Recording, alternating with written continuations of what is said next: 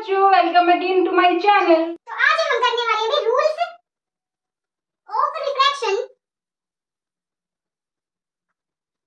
Bye spherical lenses. हमारे lenses हमने पिछले वीडियो में देखा कैसे ऑब्जेक्ट होते हैं, रिफ्रैक्टिंग और ट्रांसपेरेंट ऑब्जेक्ट होते हैं जिसमें हमारे दो सरफेस से बाउंड होते हैं। हम अपने सिलेबस में अपने स्कोप में किनको स्टडी करेंगे? जोन से लेंसेज दोनों ही सरफेस कैसे होंगे, स्फेरिकल होंगे। उन लेंसेज से रिफ्रैक्शन किन रूल्स के अंडर होगा हमें वो आज पढ़ना है। तो सबसे पहले हम देख लेते हैं first rule, let us take a convex lens. Convex lens is thicker in the middle and thinner at the ends. ठीक है, हमारा जो ये सेंटर या मिड पॉइंट होता है लेंस का, दिस इज ऑप्टिकल सेंटर। इधर कहीं पे हमारा फर्स्ट सेंटर लाई करेगा जिसको हम 2f1 भी बोल देते हैं, और इधर कहीं पे हमारा सेकंड सेंटर लाई करेगा जिसको हम 2f2 भी बोल देते हैं। क्यों 2f2? क्योंकि जो हमारा सेकंड फोकस है उससे डबल डिस्टेंस पर होता है। ठीक है, और जो हमारी लाइन है that is passing through C1 and C2, ये हो जाएगी principal axis. Now first case हम देखते हैं, जब हमारी इंसिडेंट रे कैसे आ रही होगी? अगर इंसिडेंट रे आती है पैरेलल टू प्रिंसिपल एक्सिस। ठीक है, फर्स्ट केस में इंसिडेंट रे कैसे आएगी? Parallel to principal axis. Suppose ये आ रही है, this is our first ray and this is our second ray. ठीक है, अब हमने क्या बोला कि यहाँ पर हमारा क्या होगा भाई? रिफ्रैक्शन होगा इन पॉइंट्स के ऊपर। ठीक है, रिफ्रैक्शन होगा तो कॉन्वेक्स लेंस की प्रॉपर्टी क्या होती है? ये रेज को किधर बेंड करेगा? Towards the principal axis. इस तरीके से बेंड करेगा प्रिंसिपल एक्सिस की तरफ। ये फर्स्ट रे को बेंड कर दिया और ये सेकंड रे को बेंड कर दिया। ठीक है, अब यहाँ पर हमारा पॉइंट क्या होता है? फोकस होता है, F2 होता है। ठीक है, अब इस F2 से हमने क्या बोला? अगर incident ray parallel to principal axis आएगी तो हमारा रूल क्या कहता है कि रिफ्रैक्टेड रे कहां से पास होगी? Must pass through principal focus.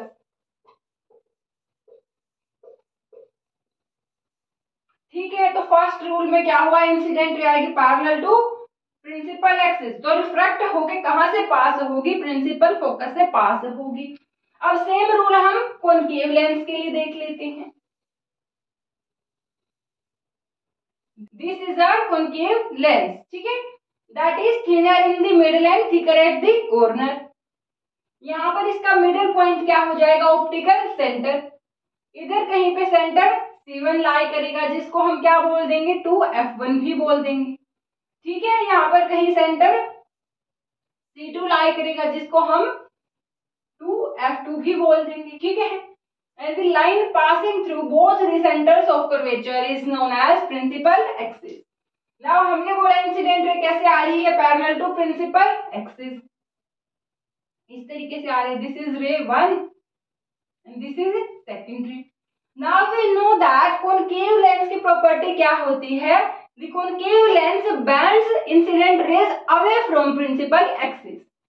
इसकी शेप की वजह से क्या करेगा? प्रिंसिपल एक्सिस से दूर की तरफ बेंड कर देगा।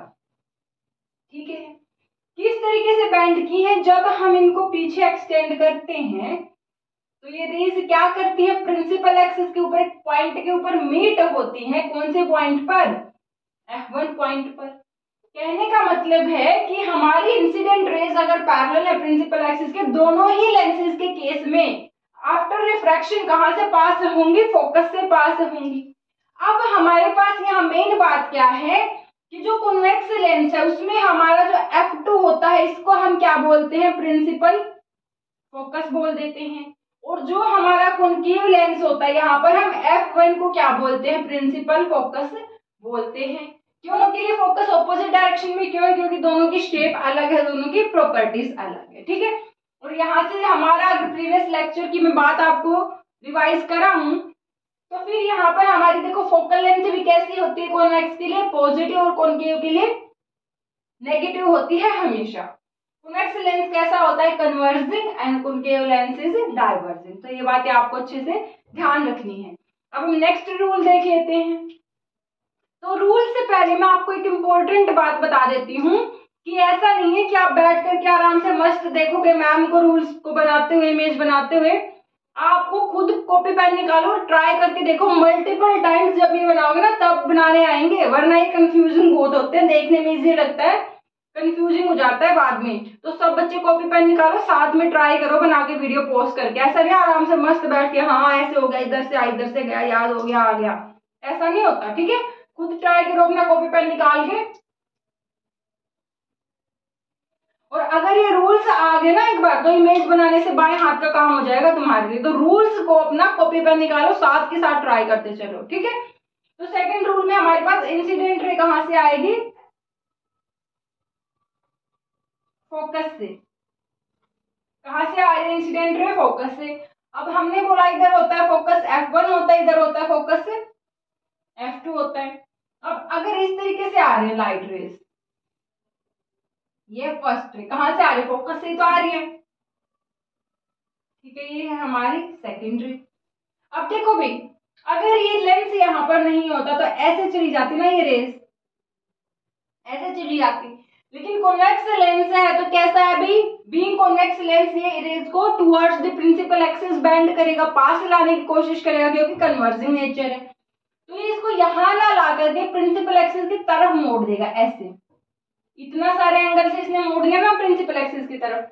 सिमिलरली यहां से ऐसे ना जा करके ऐसे जाएगी रे, ये फर्स्ट रे, सॉरी ये फर्स्ट और ये सेकंड रे, इस तरीके से जाएंगी। ठीक है, तो हमारी रे ने क्या पाथ फॉलो करा, लेंस नहीं होता तो ऐसे जाती, लेकिन लेंस की वजह से क्या हो गई, ये दोनों एक दूसरे के पास आ गई है। ठीक है, वरना दूर जाती, अब क्या हो गई, एक दूसरे से डिस्टेंस कम हो गया। तो हमने यही तो बोला कि कॉन्वेक्स लेंस रेज के बीच का डिस्टेंस कम करता है।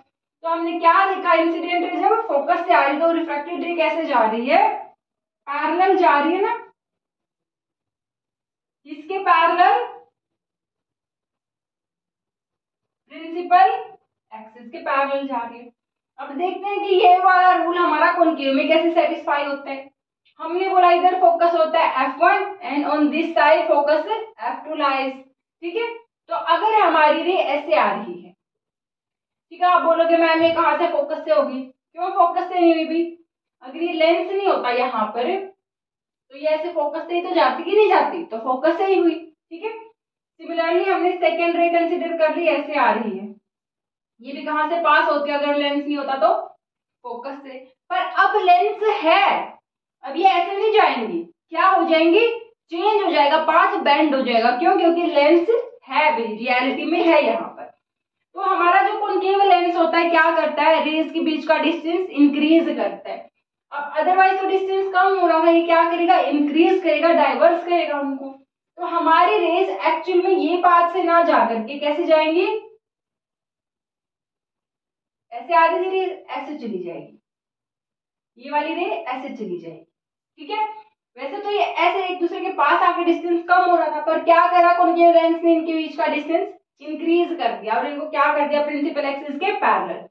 तो हमारे पास दोनों ही लेंस के केस में जब भी इंसिडेंट रे फोकस से आ रही होगी तो रिफ्रैक्शन होने के बाद कैसे जाएगी, प्रिंसिपल एक्सिस के पैरेलल चली जाएगी।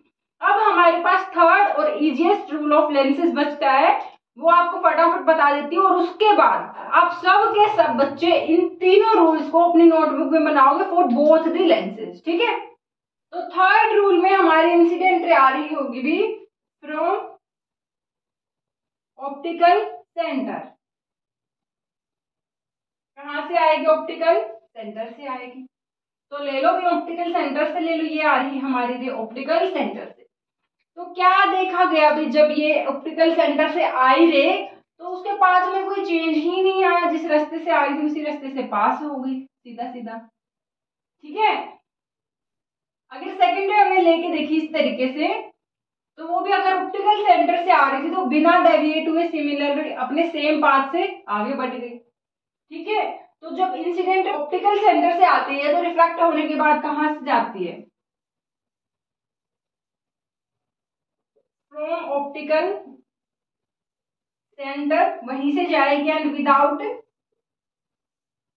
बेंडिंग, किधर ही बेंड नहीं हो रही, जिस डायरेक्शन में थी उसी में सेम डायरेक्शन में जा रही है। अगर हमारा कॉनकेव में भी क्या हो जाए, कहाँ से आ रही है, ऑप्टिकल सेंटर से, तो कॉनकेव में भी उसी रास्ते से जाएगी भी, यहाँ पर भी सेम रूल फॉलो होता है। अगर कहाँ से आ रही है, ऑप्टिकल सेंटर से, तो बिना डेविएट हुए क्या हो जाएगी, उसी डायरेक्शन में आगे बढ़ जाएगी। तो तीनों रूल बहुत सिंपल है, मिरर के कंपैरिजन में हल्का सा ट्रिकी है, आपको कंफ्यूज कर सकते हैं।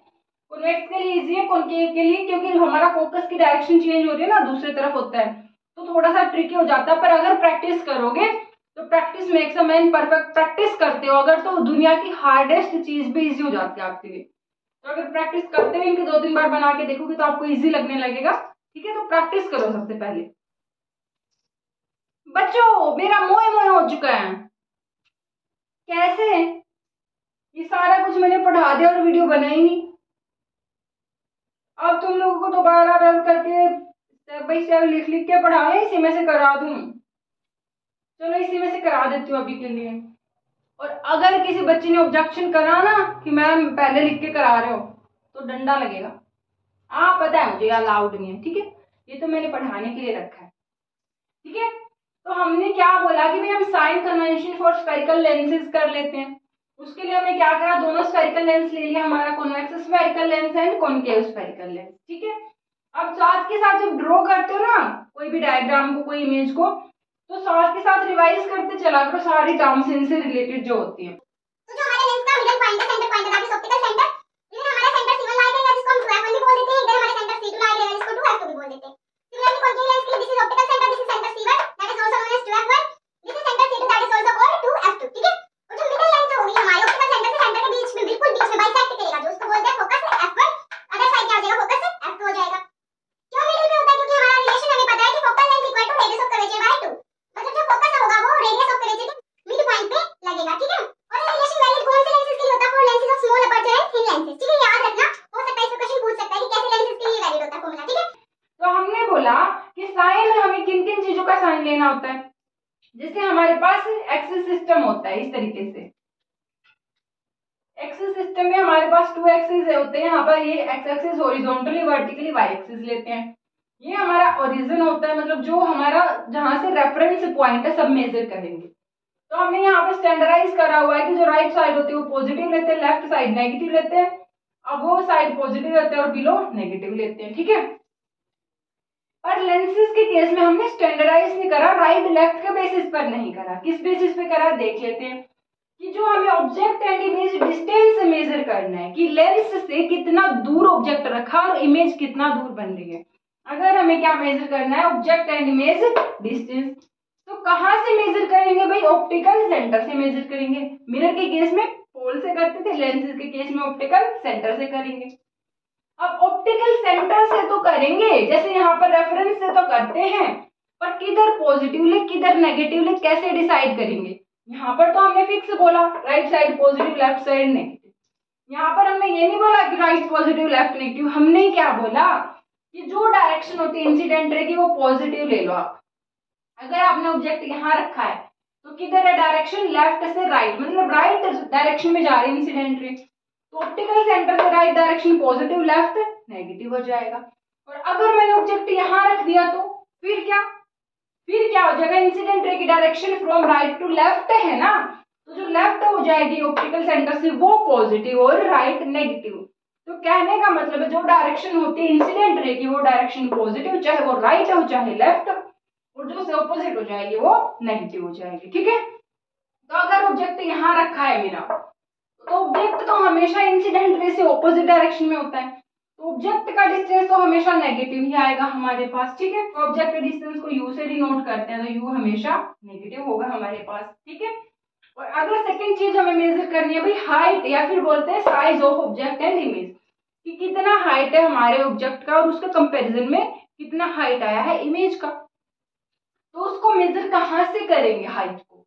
जैसे वाई एक्सिस हमारा ओरिजिन से ही चालू होता है, तो हम हाइट कहाँ से मेजर करेंगे, लेंसेज में मेजर करेंगे प्रिंसिपल एक्सिस से, क्योंकि प्रिंसिपल एक्सिस पे ही रखते हैं हम अपने ऑब्जेक्ट को, प्रिंसिपल एक्सिस पे ही हमारी इमेज क्या बनेगी, वहां से ही स्टार्ट करेंगे उसकी हाइट मेजर करना। ठीक है, प्रिंसिपल एक्सिस से ऊपर की हाइट को पॉजिटिव लेंगे और नीचे की को नेगेटिव ले लेंगे।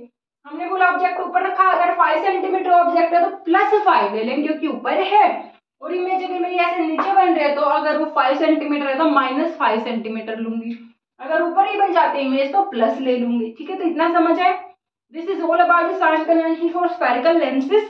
आई होप आपको समझ आ गया। और एक बात और मेरी सुन लो अच्छे से कान खोल के, प्रैक्टिस कर लेना जितना आज कराया है ना, सारे के नोट्स बनाओ, क्योंकि जो आप अपने हाथ से नोट्स बनाते हो ना उसकी इमेज आपके दिमाग में छपी होती है।